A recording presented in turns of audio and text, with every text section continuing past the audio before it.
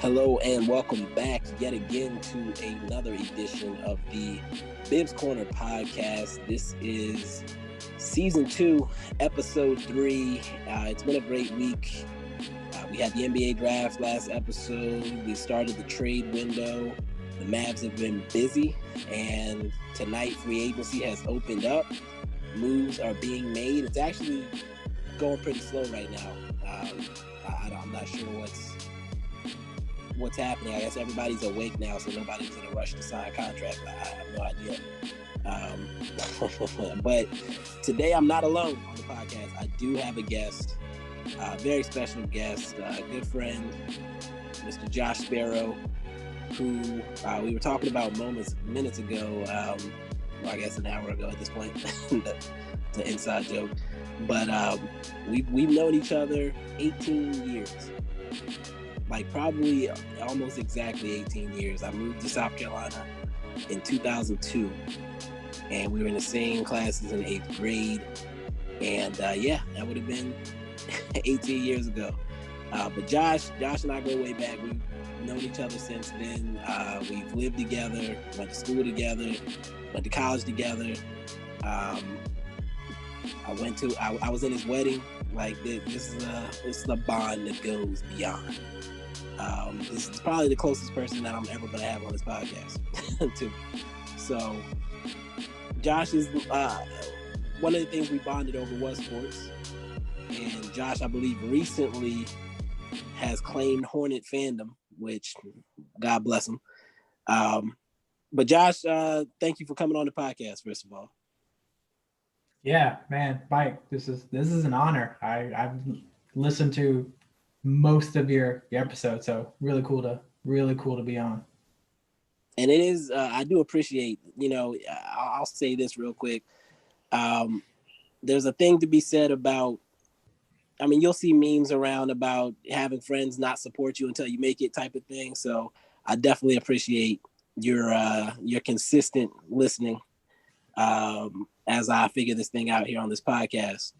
But again, thank you for coming on. We're going to get straight into it. I've been talking for too long already. So first, let's start with you being a Hornet fan. Why did you choose that life? Yeah, funny. You said recently, but like, I what started me following the Hornets was actually when they were the Bobcats, and so that was 2013 is when you and I were living together, and we used to play crazy 2K tournaments all weekend, like through the week, have our brackets set up. And I remember just never having a team to root for. And I remember coming up to the draft that year, I said I was going to just start rooting for Charlotte. They were the most local team. They were not in any way a contender yet, so I felt like I wasn't hopping on any sort of bandwagon or anything. Wanted to start following them when they were nothing, and then hopefully like be there when they eventually succeeded and made a playoff run or something like that. Matter of fact, you got me, I don't know if you remember, you got me a Charlotte Bobcats hoodie for my birthday one year.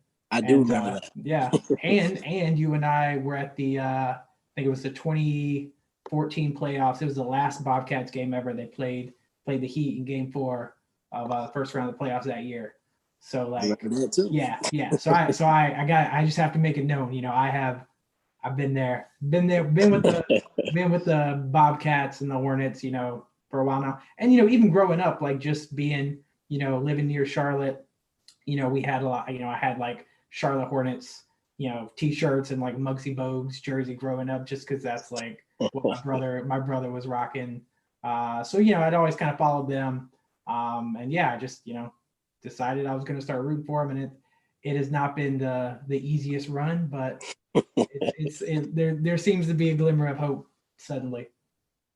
And we're going to get into that. I do have to ask the question. I'm assuming you were one of those people that was very happy when the team name changed back to the Hornets. Yeah, absolutely. There's history with that name. I think it just, conjures up images of Muggsy and Larry Johnson, Dale Curry, Lonzo Mourning. Like, I mean, there were real players on those old Hornets teams. So I think it was important that they brought it back. And I mean, I think we've had some of the best jerseys and court design for the last couple of years too. So yeah, I love it. Have you seen the new jerseys? The mint ones. Yeah. Yeah. Love the mint ones they're doing. I mean, I just like that they're bringing back the pinstripes on the. Oh yeah. The home and away jersey. So yeah.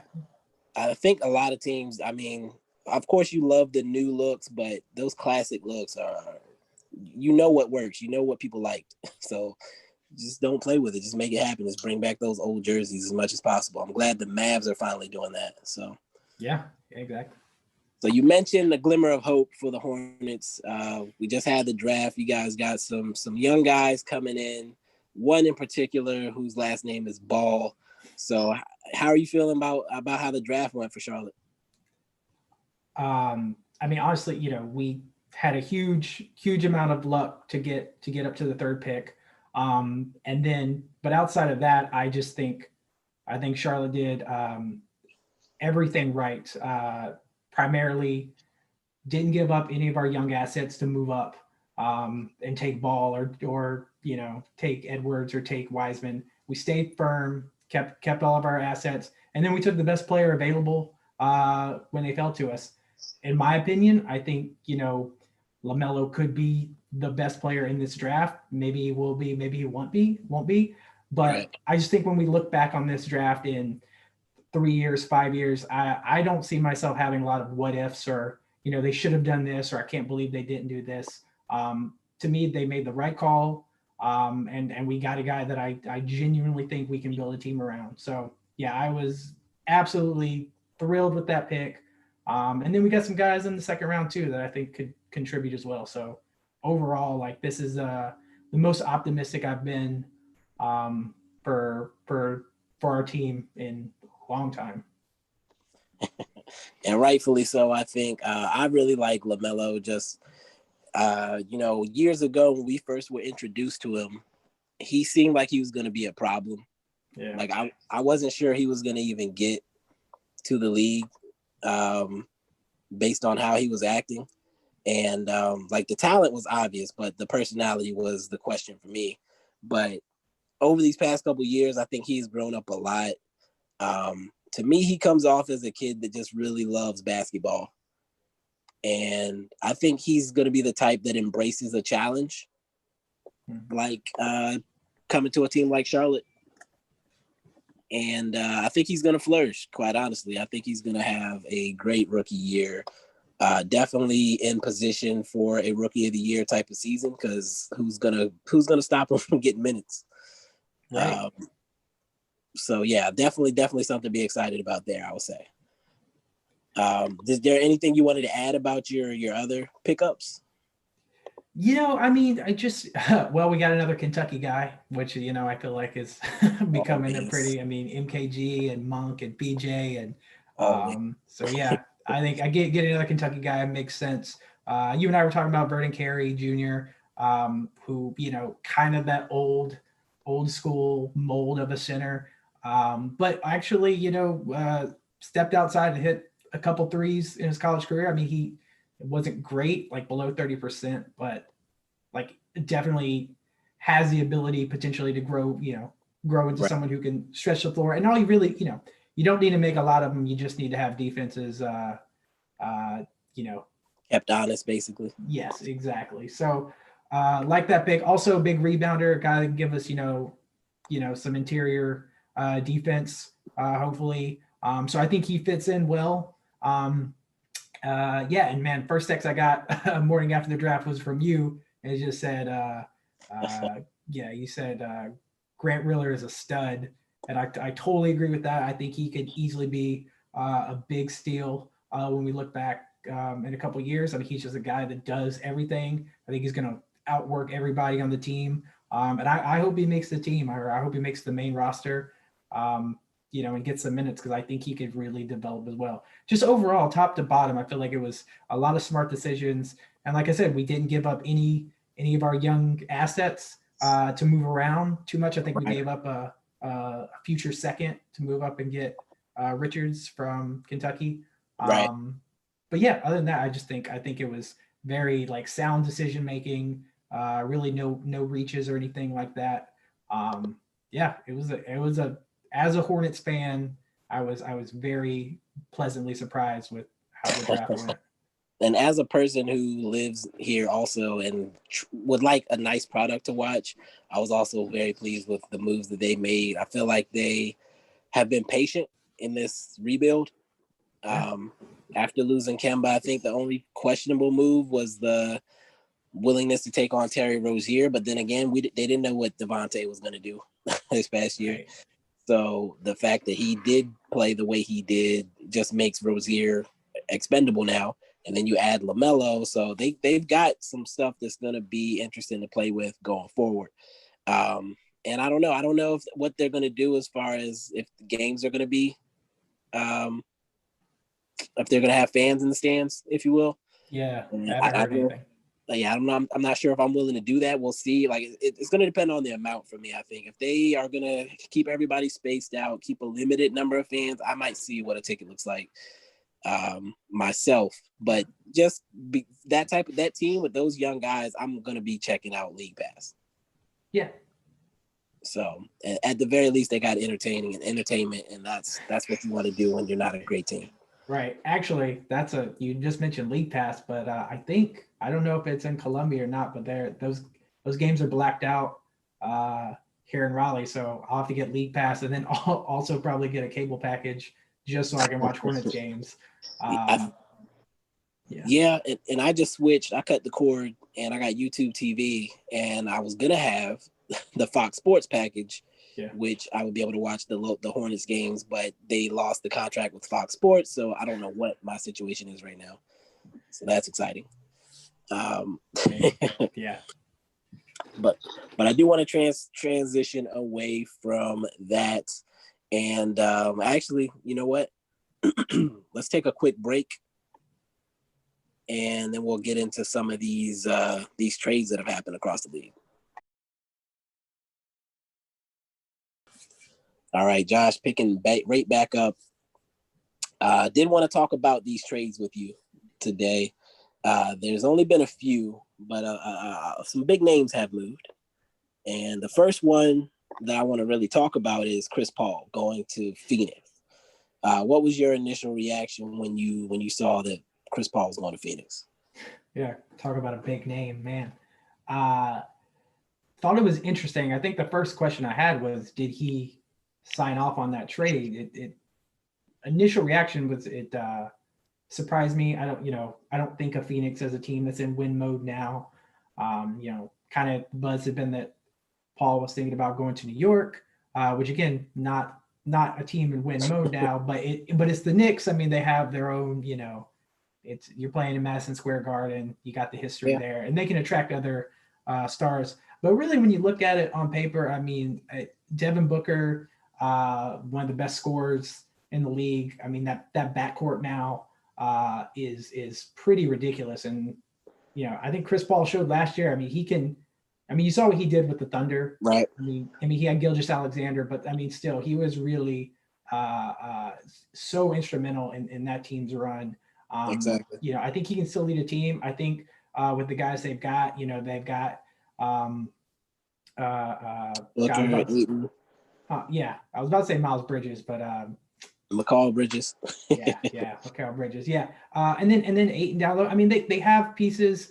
I really think, they might need to add one or two more around Paul and Booker. But I mean, look, after the run that the Suns had in the bubble, I feel like adding someone like Chris Paul, I'm sure that's why they did it. I think they saw the potential there, knew that a couple more pieces, they might actually be able to make this thing work if Devin Booker really starts hitting his potential. Because it's kind of unfair. I mean, he's still young, but he's almost starting to get that Chris Paul stigma of just a guy who can do a lot on the floor, has a lot of individual accolades, but really not winning a lot.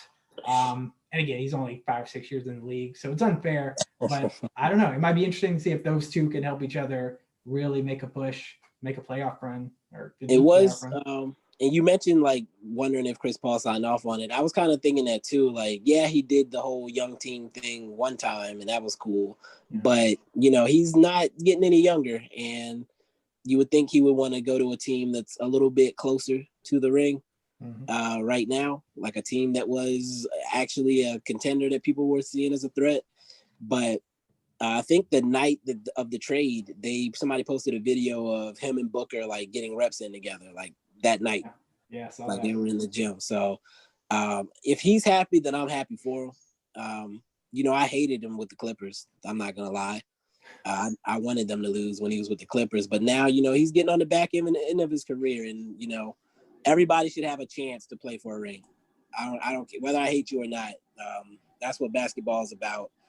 And that I can't hate on him. If he's happy, I'm happy. That's where I'm at now. Let me ask you this: outside of Harden, do you think Booker like is the best player Chris Paul has played with? Like, would you take him over prime Blake Griffin? Just, I mean, considering the like where the NBA is today and the actual skill set, like, is Booker the second best player he's gotten to play with? I will say, well, I'm not trying to knock prime besides Blake, Harden. Yeah, besides Harden. I think Booker. I mean, it's bad with the timing with Chris Paul being 35 now or whatever. But as far as talent and where they're at in their careers, like I think he's coming into, easily the second best. Blake Griffin, as for all that he did, he had very, very obvious flaws. I think Booker's at the point where his flaws are minimal. Yeah. Right now. Nobody's excited to see that Suns team this coming year. I can tell you that. No. They are with that Oubre. By losing Oubre, they are kind of thin. I mean, McCall Bridges, I don't know how you feel about him, but it's like I'm looking at their roster right now, and it's basically Paul, Booker, Ayton, then Bridges, Cam Johnson, and then you're looking at Elie Okobo, Abdel Nader, who they just got, Cameron Payne, and Jalen Smith. So they definitely need to add some vets, I think. Yeah. To fill out that roster if they're really thinking that they're trying to compete this year. But yeah, just as many guys as I see go east, just seeing the Suns get stronger, knowing that they're right behind us is not exciting. I agree. And I kind of see the potential for some other free agents to go there now. I mean, they're already close, I think there are going to be some guys who just want to join that team and help them make the push. No, I definitely can see that.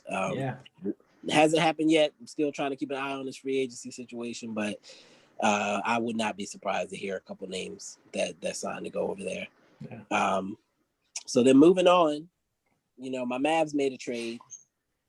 Seth Curry to the 76ers and Josh Richardson coming back the other way to Dallas, along with the 36th pick with which became Tyler Bay. But how do you feel about that move for, I guess, both Philly and Dallas, honestly? I will say, looking into that, the thing that came that surprised me the most, and I'll let your listeners know I'm not the most avid Mavs fan. I saw him play Charlotte with you a couple months ago. Actually, in that game, I remember just being kind of amazed at how lethal of a shooter Seth Curry was. Oh, he had a huge game. I forgot that. Yeah, huge game. And just looking at his percentages, I mean, I thought him and Richardson might be close. It is not close. No. I mean, Seth is just lights out. And I don't think he gets enough credit for that.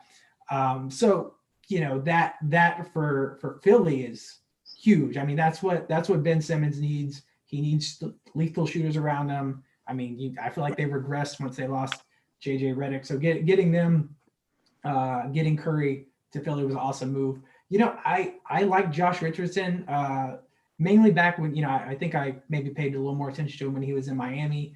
Right. But like solid 3-point shooter, not as good as Curry.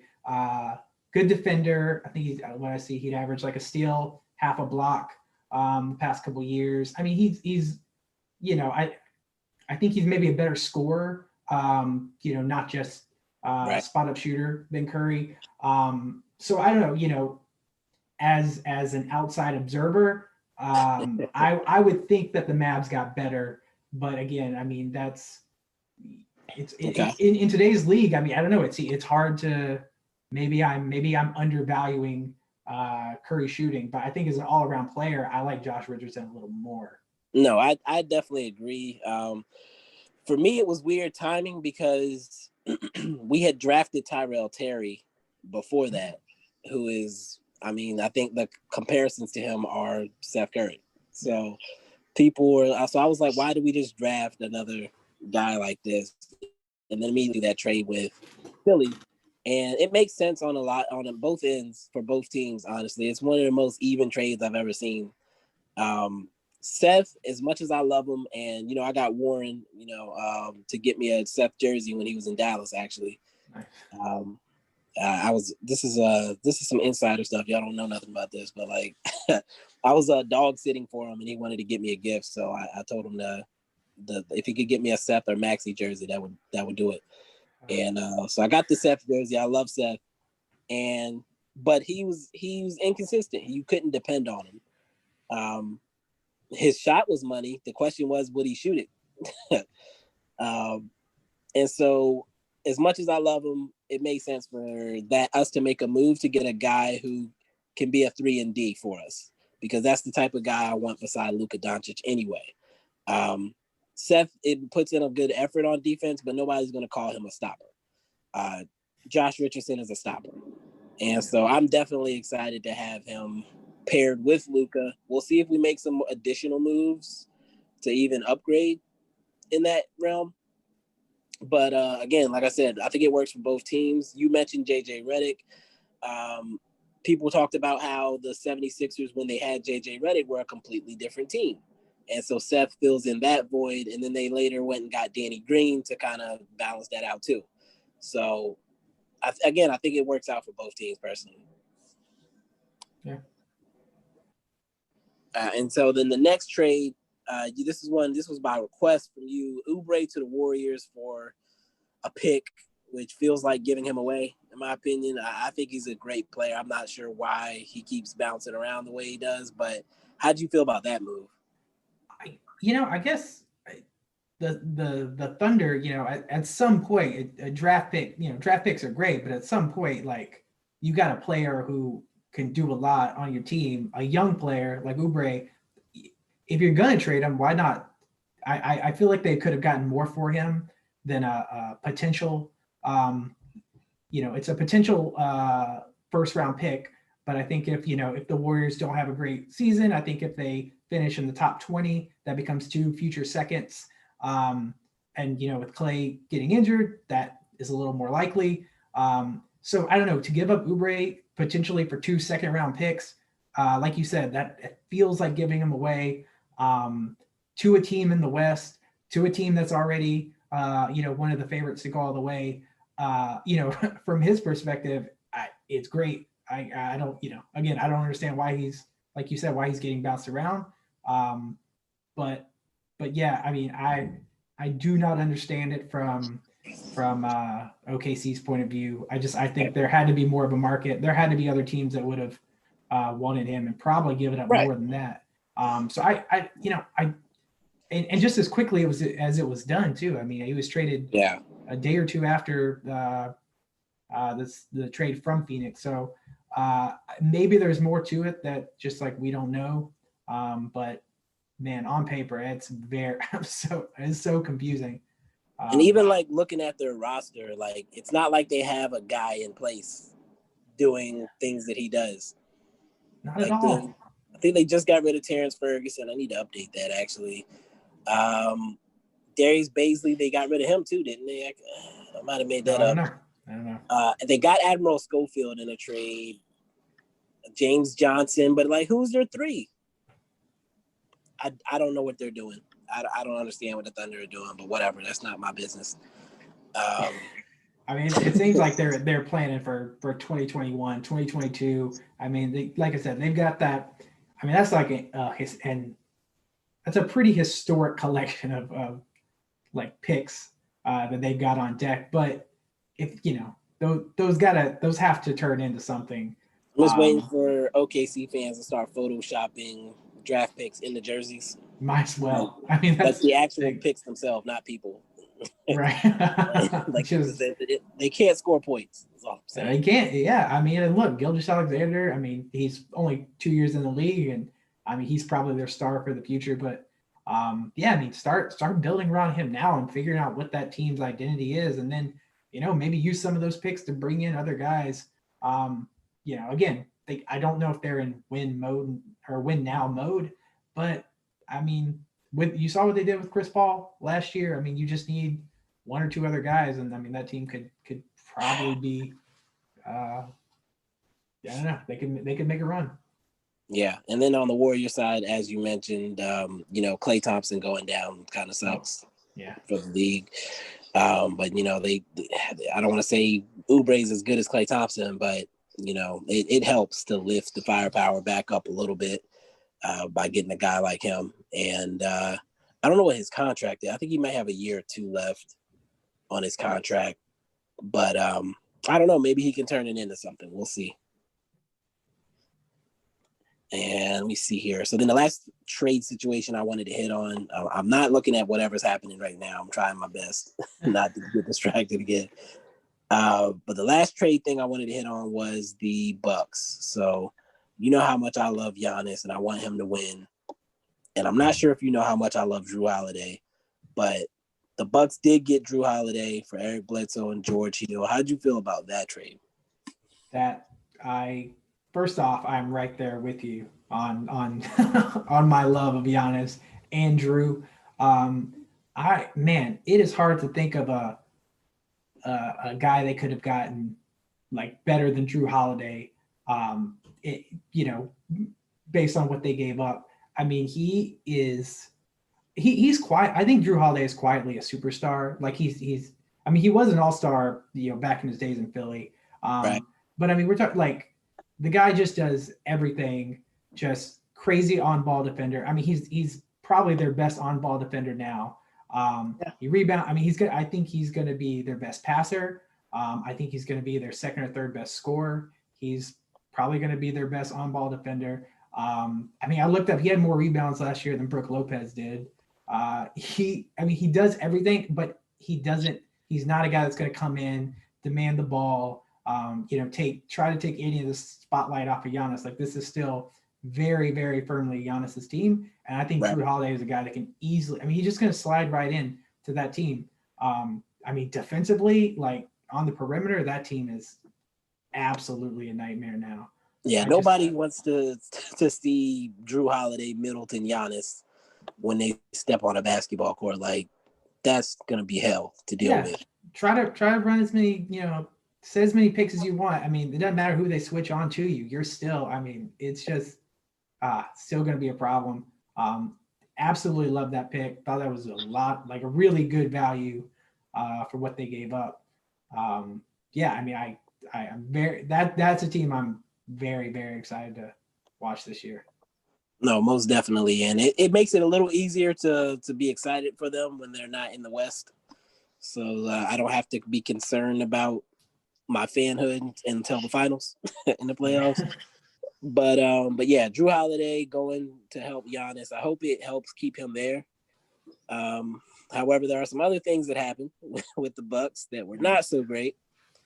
And I know you said you weren't up on the situation. So what had happened was Bogdanovich, double bogey as I call him, is a restricted free agent, which means that he can talk to other teams and get as big a bag offered to him as he wants, and then the Kings can match it if they choose.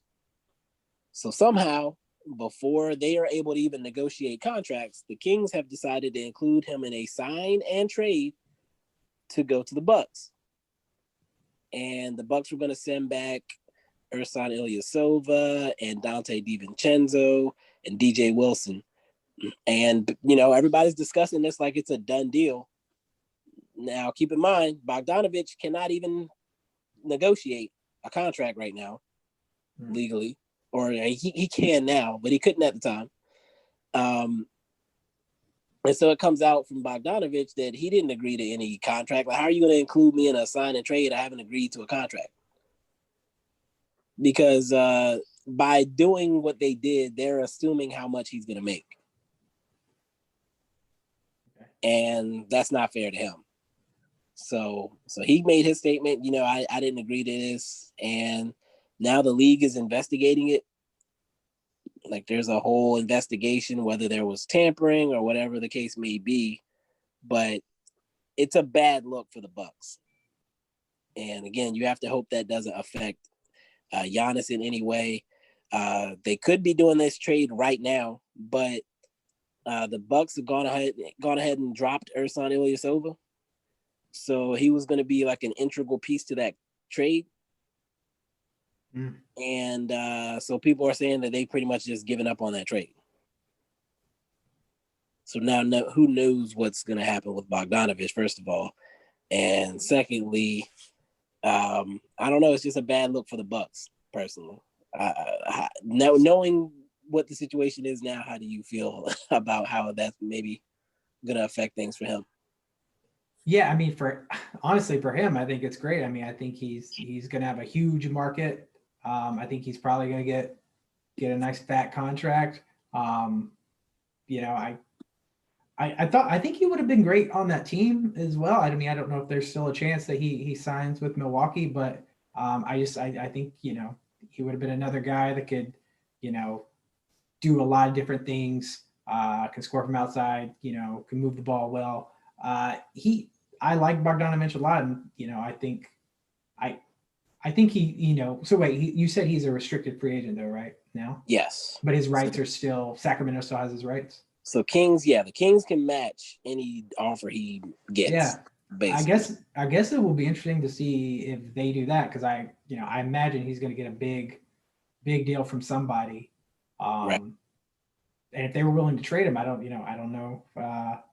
I don't know what that looks like for him. It'll be interesting, but it definitely, like you said, it definitely doesn't look good for Milwaukee, who needs to be doing everything. I mean, the rumors of Giannis to Miami are heating up. No pun intended. Yeah, that it was intended. But or Golden State or whatever it may be. I mean, they've got to do everything they can to convince him, that they can be a winner. I mean, that's what happened with Cleveland. Before LeBron left back in 2011-12, they just did not surround him with guys that could legitimately help them win a championship. I think obviously Drew Holiday is a huge get, and I would imagine that eases that sting of not getting Bogdanovich a little bit.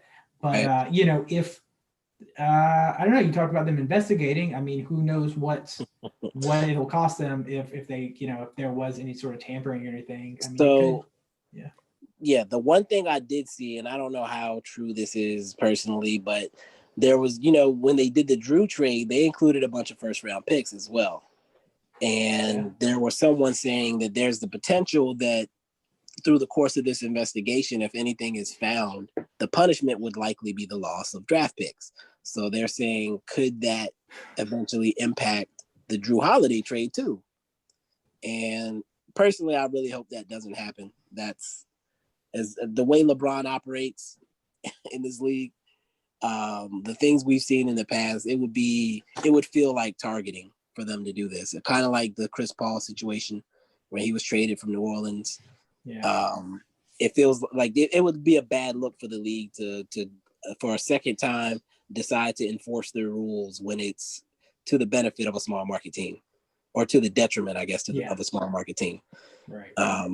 So I hope it doesn't go that way, but I guess we'll see. That's a tough one. I agree. And I hope it kind of ends now. I mean, if they don't continue going after him, hopefully it just gets dropped. But yeah, I mean, if that Drew Holiday trade is ruined in any way, I mean, that's got to be a very bad sign for Giannis's time in Milwaukee. I mean, I don't know what else I don't know what else they can do, but yeah, fingers crossed that doesn't happen. Hopefully, league lets it go. Most definitely, most definitely. And so that we'll conclude the trade portion with that. Take another quick little break here, and we'll come right back. Okay, and we're back.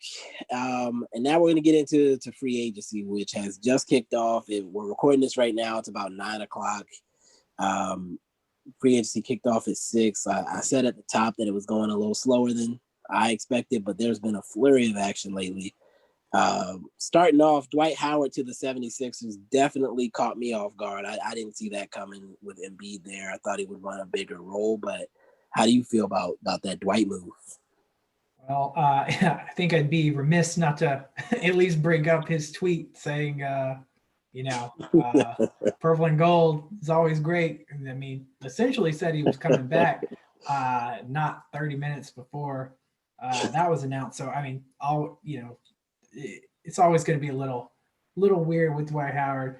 I mean, Philadelphia, I mean, they are at least in, contention to probably go, play for a title next year.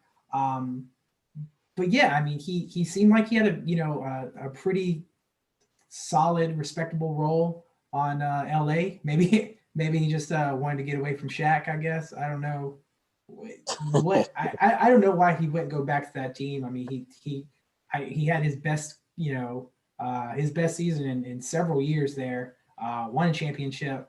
I felt like that was the smartest place for him to sign. Go back there, compete for some more titles. Right. I mean, now he's going behind Embiid. Whereas in LA, I mean, Anthony Davis is playing the 4 as much as possible. Joel Embiid is the center there, and I don't see a lot of situations where Joel Embiid and Dwight Howard on the court together. That is a weird. It just wouldn't work, and I don't imagine that ever happening. So yeah, I think he's still thinking title, but the fit is definitely weird from my perspective. And it is a 1-year deal. I don't think they've given the money on it, so I don't know if they just threw some. Do they even have? They can't have money, can they? They can't have money. I don't know what. It doesn't make any sense at all unless they convinced him. Embiid has gotten hurt several times. He's had issues with his endurance. So maybe he's like trying to be a security policy for Embiid. I don't know. That's the best I could do. I guess that's got to be Philly's reason for doing it too, because from Philly's perspective, it doesn't make sense either. I mean, what do you? Yeah. What are you getting from that? You're getting I guess like you said, it'll depend on what the money is. But if he's just a really overpaid guy off the bench that doesn't get any shooting and doesn't really play off, I mean, Ben Simmons' strengths. I mean, maybe in the pick and roll game, but he's not spacing any floor. He's definitely going there as a backup, and I don't know. It's maybe he doesn't want to have to play big minutes. I have no idea. That's just a really really weird move for me. Yeah. Moving on to a less illogical move. The Heat have started off their offseason by locking up their guys, and Dragic and Myers Leonard both signed 2-year deals, and I believe both got the team option on the second year. So Myers Leonard 2 years, $20 million, and Dragic 2 years, $37 million, which both feel like slight overpays at a minimum, maybe big overpays depending on who you ask. But with the team option, they're leaving themselves flexible for next season. Like they're not worried about what the money looks like now. They're going to worry about next season. How do you feel about those moves, though? Yeah, I mean, I think what you just said. I think that the team option's the big thing. I mean, they're thinking, run it back, try to compete again this year. I think everything the Heat are doing right now is with an eye towards free agency next year and what they're going to be able to do with Giannis. Probably not getting him this year in any sort of trade. So, lock your guys up for 1 year, 2 years if the Giannis thing doesn't pan out. I mean, the money's definitely 20 million for Myers Leonard, almost 40 for Goran. I would probably argue that it's slight overpay for both those guys. But I mean, look, the team had great chemistry last year. I mean, they went on a big, and they didn't have Dragic in some of those late games, right? I believe, was he out for the last? He missed pretty much the entire finals. I think he got hurt like early in game 1 or something like that. Yeah, I mean, I don't know that if he plays, they win that series, but I definitely think he would make a big difference. So I would just call that very smart decision making by the Heat for sure, all around. I mean, for this season and then with the eye towards next season. Yeah, and I think for Dragic, a big part of it was, it feels like unfinished business probably. Like, yeah, we got to the finals, but I didn't really get to contribute like I wanted. Like, as a competitor and an athlete, like I have to imagine that leaves a bad taste in your mouth.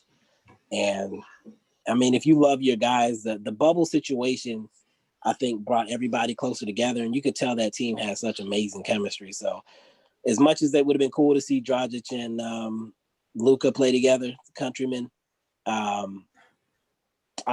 can't be mad at that decision for either side. Yeah. Let's see what else we got. Lakers picked up Wes Matthews. As much as I feel like Wes Matthews has gotten more and more washed over time, and this kind of feels like a Danny Green situation for them, the idea is right. Yeah, I agree with exactly what you said. I mean, he is not, 2015, 2016 Wes Matthews, but still a guy's going to give you, threes on one end, D on the other end. He's not going to demand the ball. He's going to, stand in his spot, wait for LeBron to get him the ball. And, if he makes shots, then that's all they're going to need. I think it's a good pickup for LA. Yeah. And I think, Danny Green missed a lot of shots, but he got a lot of wide open shots. And so for Wes Matthews, it's just going to be a matter of not being Danny Green and making things questionable. Just hit those shots. Exactly. I mean, the opportunity is always good. Like, the opportunity is going to be there. It's whether or not you hit the shots. I mean, totally agree with that. So back on the illogical side, the Atlanta Hawks have signed Danilo Gallinari to a 3-year, $60+ million deal. That one's questionable for many reasons, but they had money to blow, and I mean, maybe it looks like they're trying to compete in some way. I don't know about the roster composition right now, but they're getting talented guys in there. We kind of talked about this before we got recording here, but how do you feel about that one? Yeah. I'm looking through the roster down. I'm looking on the Bibs Corner live free agency tracker actually. And I mean, you just look at the lineup. Like there's so much talent on the team, but you got John Collins, Clint Capella, Bruno Fernando. They drafted Onyeka Okongwu, Danilo Gallinari, just another big body in there. I mean, he can shoot, so he offers a little bit of different skill set. But I would imagine that signing is going to look a lot better whenever they get some of these guys moved. Whenever they trade Capella. Yeah. Or I think they were shopping John Collins as well. I mean, I think once one or two trades go down, I think that it's going to make a lot more sense. But for just right now, man, that's a logjam for sure. Yeah, it's going to be interesting to see what they're trying to do. I do agree with you that there has to be some moves still out there to be made for them. So we'll see what that looks like when the dust settles. Let's see. We're still waiting on stuff, and if anything breaks while we're recording, I'll definitely adjust on the fly. But the Pistons have been active. Nothing sexy really, but they went and got Plumlee, Okafor, Josh Jackson, and seemingly have either ignored Christian Wood or been told by Christian Wood he's not coming back. But what do you think's happening in Detroit? Yeah, I mean, I would guess the latter, just because I mean they made their moves quick. They didn't wait for Christian Wood at all. I mean, they went ahead and signed Plumlee, signed Okafor. I guess they must have thought he wasn't coming back because I mean, I don't really see I don't see this as trying to keep the team young. I mean, Wood's only 25 or 26. I mean, they did get Josh Jackson, who's more of a wing guy, but very weird to me because I feel like Christian Wood was their breakouts. You can call him a star, I guess. Once they got rid of Drummond last year, I mean, he went off, and he's going to get paid because of it. Maybe they thought they couldn't afford him, but because with Blake's contract, I don't know, but yeah, it's I would say it's strange that they were so quick to sign two other post players or guys. Yeah. I don't know. That's a weird one to me. And we've seen. I think it's already been removed from Twitter, but yeah, there was a report of Christian Wood signing with Houston for 3 years, $27 million. I'm guessing that's not the case because it was deleted. But I mean, if he's going 3 years, $27 million, that's incredibly affordable. I can't imagine that's right. Yeah. So I don't know. Again, I think it's another thing that's gonna maybe it'll make more sense once some more information comes out. But yeah, they were very quick not to try to sign him. So that's weird to me. Okay.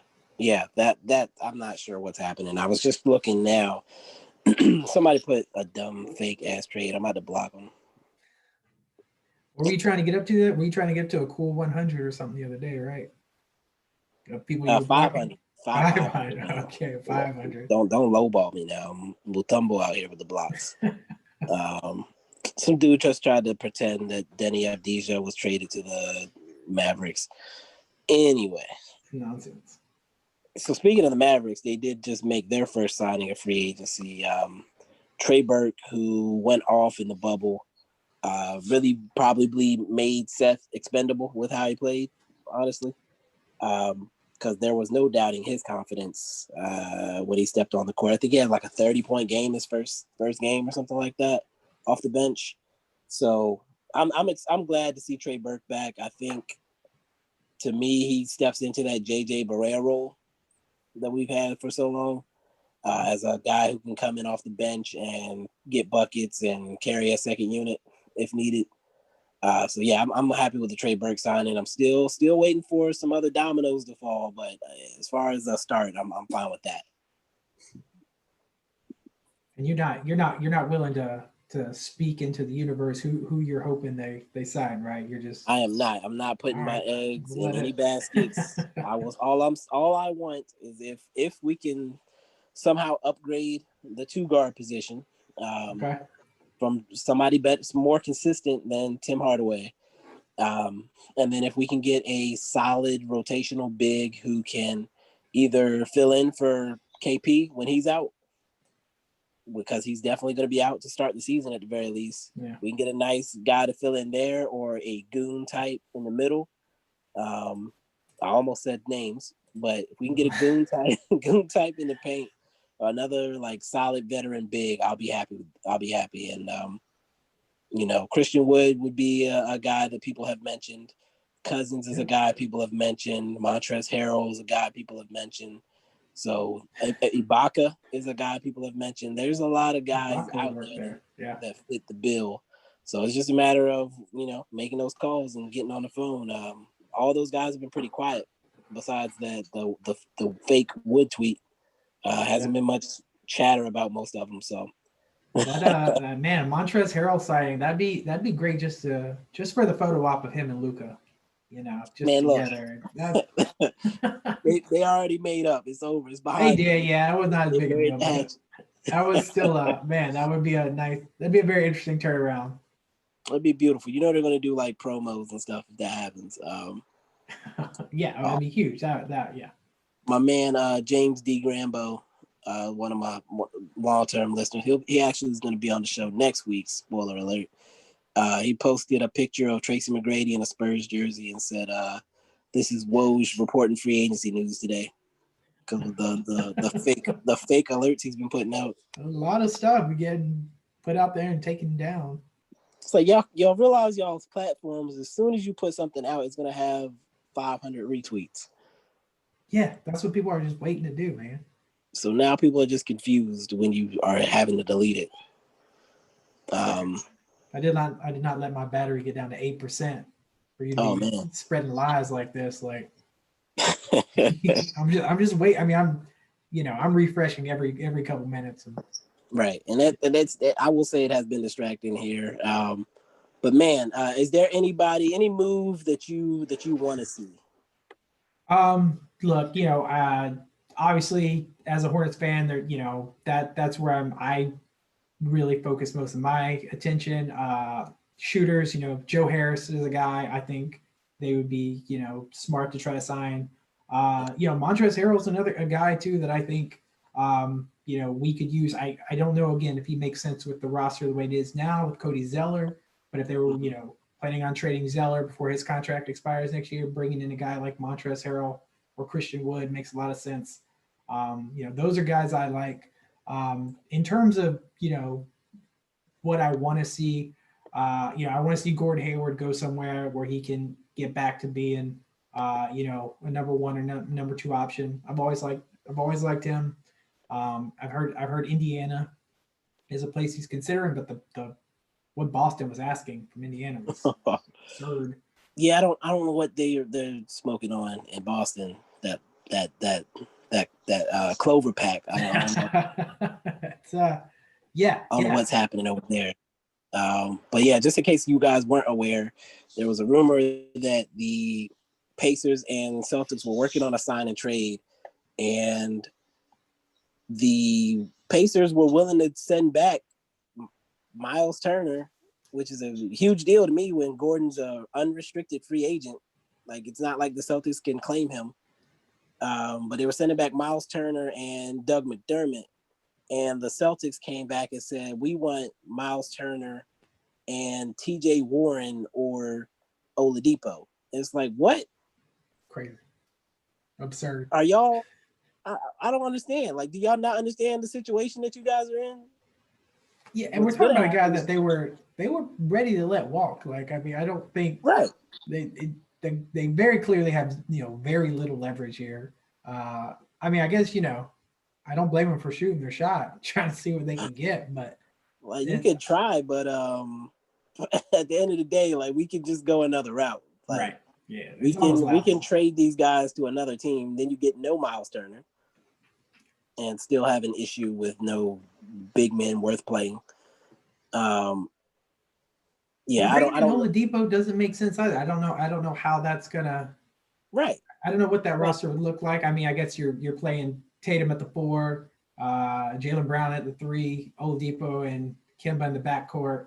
I mean, yeah, on paper the roster is amazing. It's just I don't know. There's no way they're getting that back.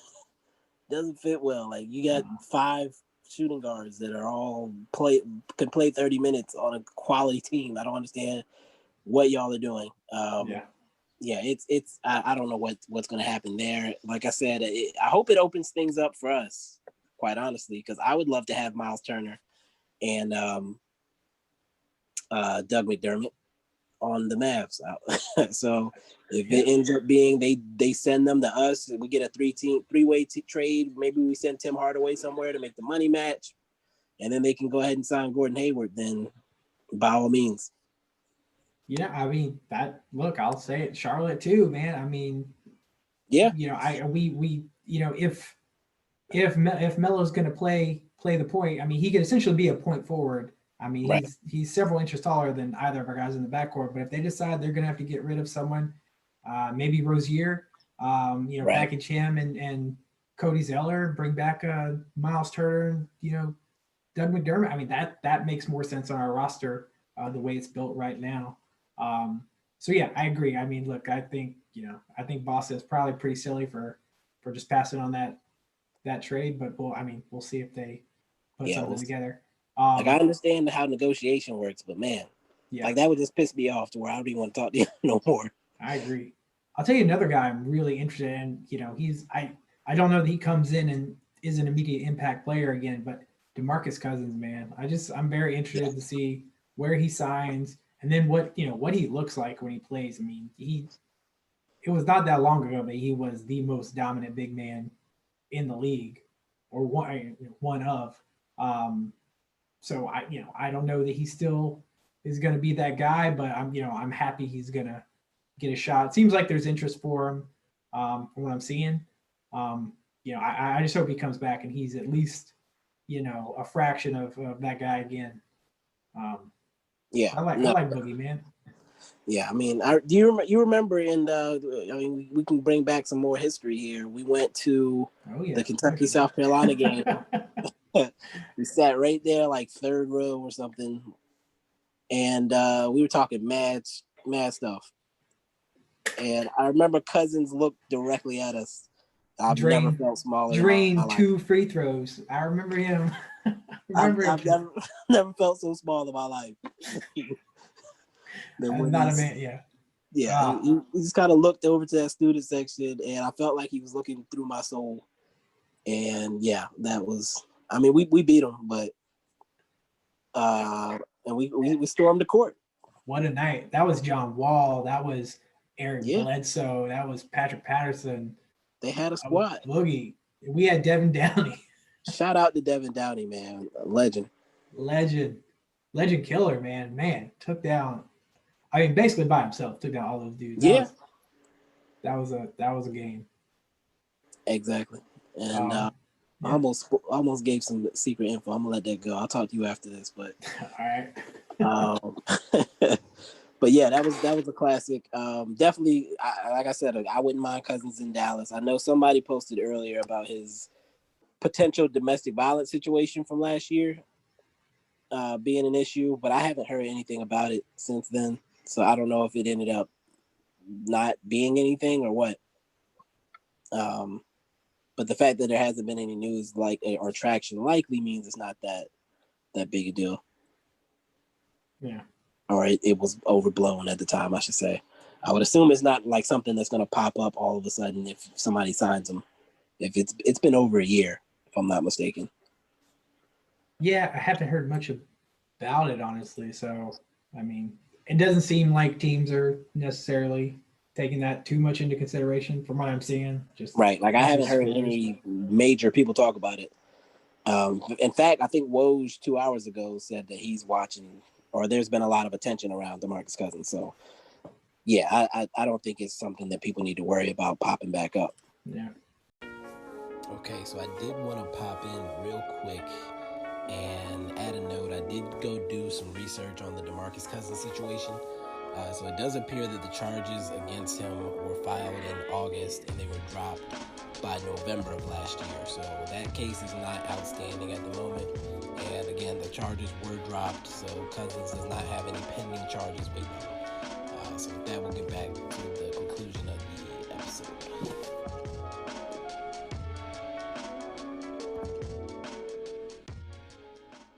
All right, Josh, it's always great talking to you, of course. And obviously, we won't just talk via podcast going forward, but I definitely appreciate you coming on. It's been a lot of fun watching the free agency dominoes fall and talking Hornets basketball.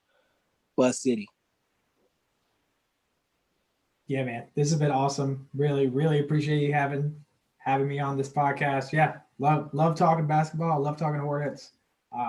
I mean, we're gonna, maybe in 2022 we can get back to another game or something in Charlotte. But yeah, really appreciate you having me on. No, definitely, and I'll bring you on for something else. We'll find something else, another reason to bring you back on. But again, thank you for coming on. I'm terrible at closings and goodbyes, so I'm just gonna drop it. Peace. Until next time. Thanks.